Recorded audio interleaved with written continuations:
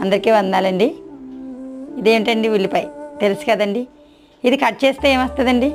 మనకి కన్నీళ్ళు వస్తాయి కదండి. కానీ ఇది చేసే మేలు, ఉల్లి చేసే మేలు తల్లి కూడా చేయదని మనకి ఎన్నో సామెత మనకందరికీ తెలుసు కదండి.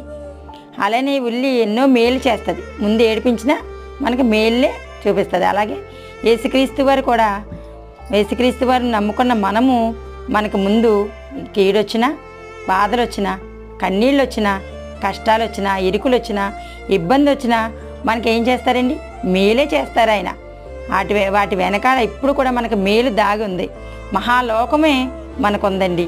అందుకని ఇవి ఈ చిన్న చిన్న కన్నీళ్ళకి, కష్టాలకే మనం లొంగిపోకుండా మనం ఆ మహాలోకం గురించి ఆనందిస్తూ ఈ ఉల్లి చేసిన మేలు ఎలా ఉందో అలాగే మన క్రీస్తు కూడా మనకి ఎన్నో మేలు చేస్తారని మనం విశ్వసిస్తూ ఆయనున్న మహాలోకాన్ని చేరుకోవాలని ఈ మాటలు ముగిస్తున్నాను. అందరికీ వందనములు.